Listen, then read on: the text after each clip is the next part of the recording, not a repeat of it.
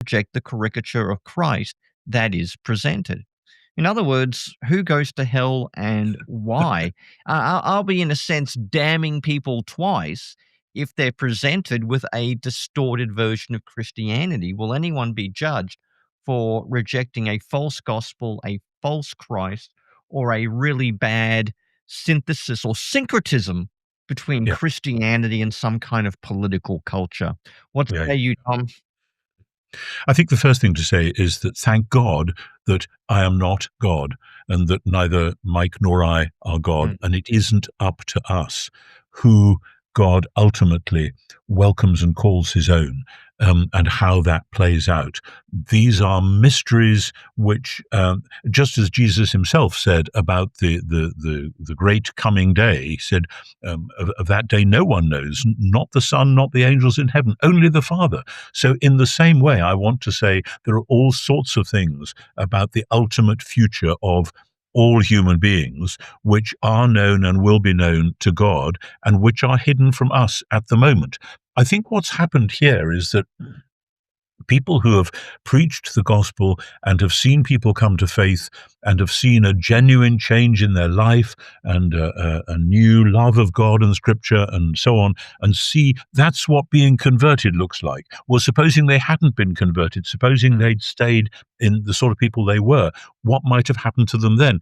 And when you get that, then people say, well, there it is. If you're going to be saved, you've got to have all this stuff happen to you.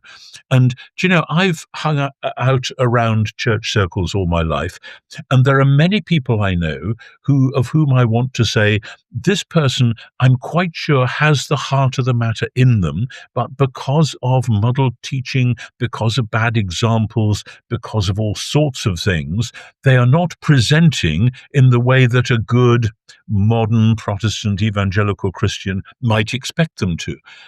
Now, this is not a cheap way of sliding down into some sort of universalism. I've never been a universalist. It seems to me mm. that the New Testament presents us with a fairly stark choice, that there is the possibility of final loss.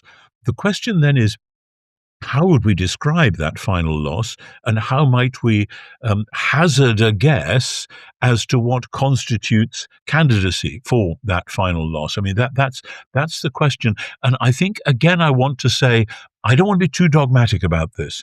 I don't want to be undogmatic and say that, we don't know anything at all about it, because I think we do know some things. I think we do know that anyone who comes to Jesus and says, Lord, I believe, help my unbelief, that person, they will embrace Jesus, Jesus will embrace them. And even if things look a bit rocky and dodgy on the way, well, things look a bit rocky and dodgy for most of us at certain stages. Sooner or later we hit patches like that. Does that mean we've fallen out of God's goodwill and pleasure? Probably not. It might do, but we have to be able to look in the mirror and say, am I fooling myself? Have I just been a hypocrite all this time? Is this really who I am, or am I just making it all up? I think we all need, as a regular spiritual exercise, to go through that kind of thing, like a spring cleaning. But then I do want to say that when you look at the other end of the scale and look at people who systematically corrupt, deface, distort, destroy other human beings, Mm. other countries by their political actions, um, uh, communities of people, including Christians, because they behave in such a way that it turns people away from the faith, etc. When you look at people like that and say, is God going to say at the end of the day, well, okay, never mind, I love you all anyway, then I find that very difficult to believe. Now, the danger with that is that I then sit on my high horse and become judgmental and say, well, Mm. I know I'm okay, but obviously Adolf Hitler isn't. Well, we choose the easy examples to fire off our salvos at. But it does seem to me that when people initiate or collude with thoroughly wicked, dehumanizing public or private behavior, I think I want to say they are in effect spitting in the face of the good creator, of God himself, and saying, yeah, maybe you did make this world like this, but I don't care. I'm just going to go my own way, and you can sort that out.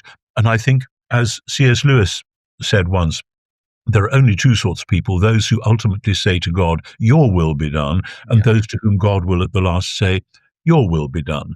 Now, how that great divide falls out, it's really quite difficult to see. There are times in the New Testament when we can see people turning very definitely away from God, away from Jesus, and Jesus appears to be saying they are on the way to final loss. Now, so, well, I mean, Judas would be the obvious example when Jesus Yeah. says it would be better for that man if he'd never been born. Now, he could hardly say that if he knew that Judas was going to spend all eternity rejoicing in the presence of God.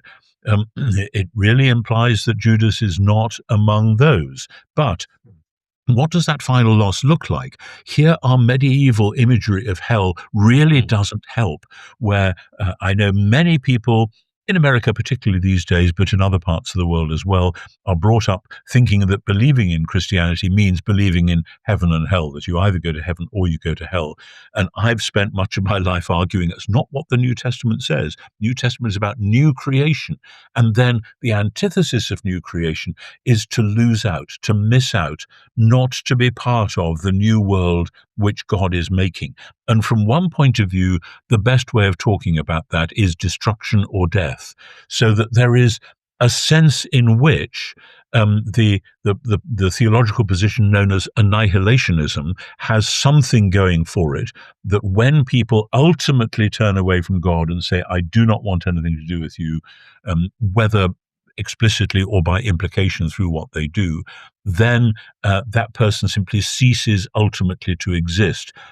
Or we could say, and I've tried to argue this here and there, they cease to exist as an image-bearing human being. They're saying, in effect, I no longer want to be somebody who is called to reflect God's wisdom into the world and reflect the praises of the world back to God. I just don't want to be that sort of creature anymore. And it's Mm. possible that they might then be told, you are still a creature, you are still existing in some way or other, but you are no longer an image bearer. That's a difficult and Mm. strange thing. It's Yeah. difficult partly because we're talking about people who we know, who seem Mm. to be going that way, and love and prayer would want to reach out and embrace them and say, please turn back from that way. So this is that's why this is a difficult conversation to be had, because otherwise we can very easily come across as we're the high and mighty ones who've got Yeah. it all sewn up, and that lot out there don't get it. I want to say, no, it's not like that. Once you look at the big issues, we all need to embrace humility and say, we don't know, and we are clinging on to Jesus. And if that is the case, it's by grace through faith and not because we're making ourselves clever or know it all or whatever. So that's where I would be, a sort Yeah. of a position which is like annihilation, but which may allow for some continuing existence in a sort of post-human or Yeah. less than human way. That was very difficult. As I say, this is not a happy Mm. topic to discuss, but it is a way of saying we can't assume, and we should not assume, that in the end God will say to everybody from Hitler downwards, upwards, whatever, yeah, it's okay, that was just a game, and some of you lost the game, but never mind, you're all coming to the party anyway. I just Yeah. don't think that's the message that we get in the Bible. Yeah.